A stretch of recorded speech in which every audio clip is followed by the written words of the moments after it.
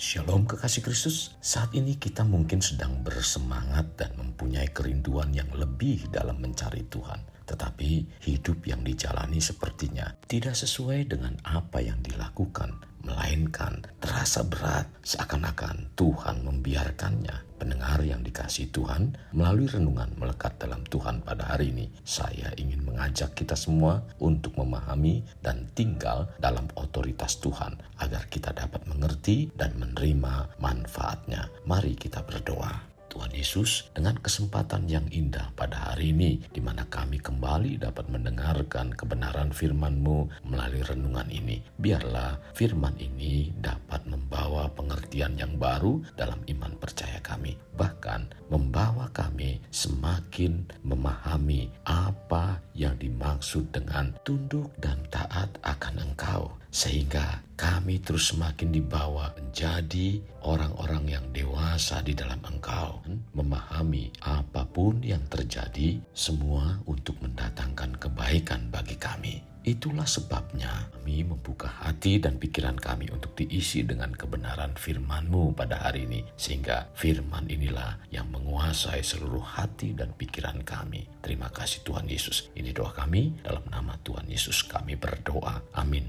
Melekat dalam Tuhan bertema Tuhan yang memelihara. Firman Tuhan terdapat dalam Ibrani 13 ayat 5b. Demikian firman-Nya, Aku sekali-kali tidak akan membiarkan engkau dan aku sekali-sekali tidak akan meninggalkan engkau.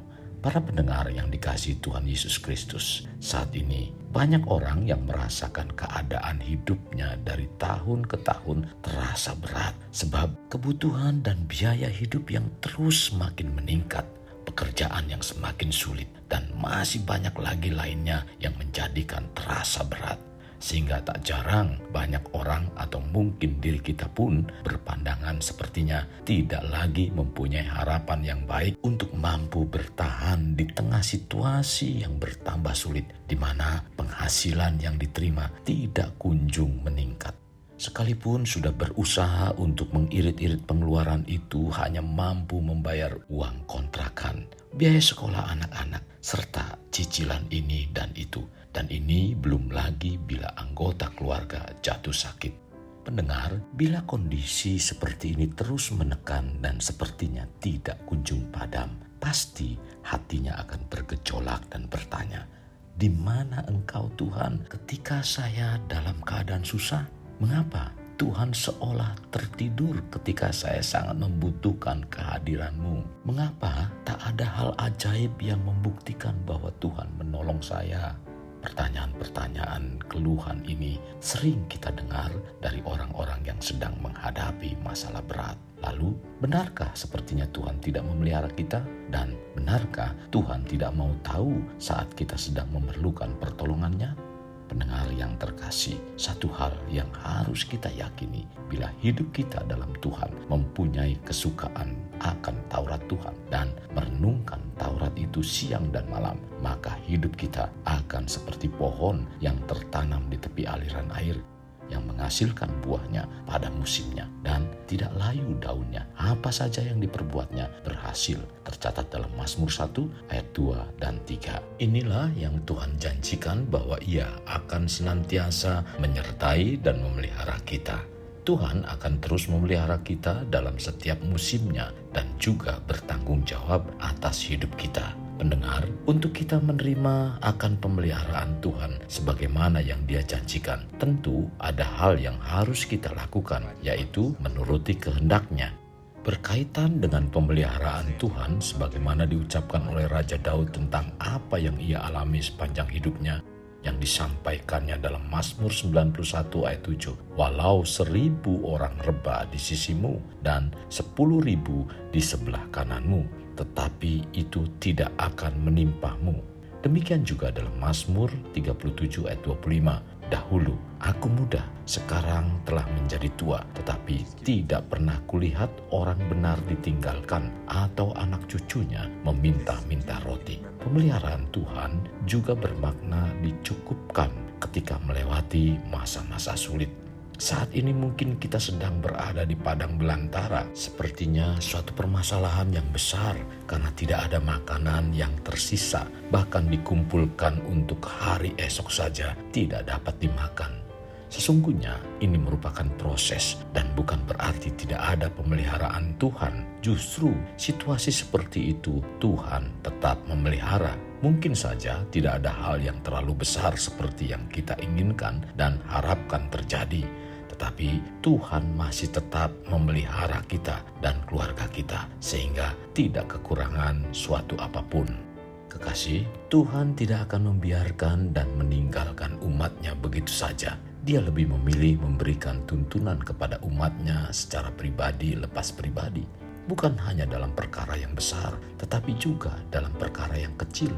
Di masa sekarang ini tuntunan Tuhan dinyatakan dalam berbagai hal dalam hidup kita.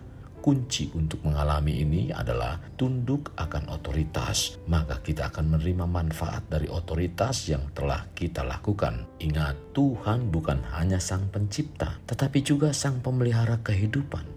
Sekalipun pendengar sedang menjalani kehidupan yang penuh hambatan, keterbatasan, tantangan, dan bahaya, bahkan seperti seorang bayi yang berjalan dengan belum memiliki kekuatan yang cukup untuk melangkah, kita membutuhkan tangan Tuhan yang selalu memegang tangan kita. Ketika kita meyakini akan tangan Tuhan yang senantiasa memegang kita, maka dalam berjalan menghadapi tantangan dan rintangan akan berjalan tanpa rasa takut, sebab Ia tidak akan membiarkan kita jatuh.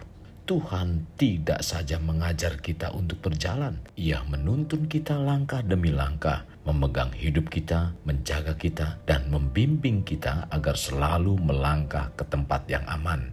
Sebagaimana pemazmur menyampaikan puji-pujian atas perbuatan Allah terhadap bangsa Israel dalam Mazmur 105. Pendengar yang terkasih, berdasarkan logika kita, mungkin berbagai peristiwa yang terjadi atas bangsa Israel bisa dianggap sebagai suatu kebetulan.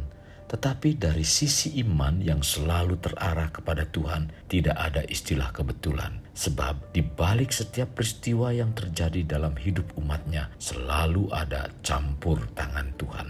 Kita bisa melihat betapa luar biasa Tuhan memelihara umatnya, apapun kondisinya, dan itu mungkin sesuatu yang mustahil bagi manusia, tetapi itu menjadi mungkin bagi Allah. Karena Allah tidak pernah mengingkari janji-janjinya dan Tuhanlah yang menjadi pemelihara hidup kita. Pendengar, janji-janji Tuhan digenapi dalam hidup kita karena kita hidup dan tunduk pada otoritas. Dengan demikian, kita memperoleh manfaat dari otoritas tersebut. Untuk itu, hendaknya kita jangan pernah ragu untuk mempercayakan hidup kita dalam pemeliharaan Tuhan yang ajaib dan perlindungannya yang penuh kasih. Kekasih Kristus, mari bawa hidup kita menjadi pribadi yang dapat memerdekakan orang dari belenggu kehidupan, layaknya terang yang menerangi kegelapan. Karena itulah yang Tuhan inginkan pada kita sebagai warga kerajaan Allah. Mari kita berdoa. Tuhan Yesus, terima kasih buat firman yang Kau sampaikan pada hari ini. Sungguh kami sangat diberkati dengan firman-Mu, di mana firman-Mu mengajarkan kepada kami bahwa Tuhanlah pemelihara hidup kami. Tuhan bekerja memelihara kehidupan kami karena kami tunduk pada otoritas sebagaimana apa yang Tuhan nyatakan dan apa yang Tuhan berikan bagi kami. Itulah sebabnya kami menerima pemeliharaan Tuhan karena kami tunduk dan taat akan otoritas, sehingga kami menerima manfaat dari otoritas yang terjadi dalam kehidupan kami. Tuhan, pimpin kami supaya kami mampu memelihara kebenaran firman Tuhan. Dan kami senantiasa mempermuliakan nama-Mu. Terima kasih Tuhan Yesus. Dan sekali lagi kami mohon Roh Kudus untuk menuntun, membimbing, dan memampukan kami untuk kami dapat menjalani, melakukan firman Tuhan. Sehingga hidup kami menjadi pribadi-pribadi yang menyenangkan Engkau. Terima kasih Tuhan Yesus. Ini doa kami dalam nama Tuhan Yesus kami berdoa. Amin. Kasih Kristus, mari kita akhiri dengan mengedahkan kedua tangan kita.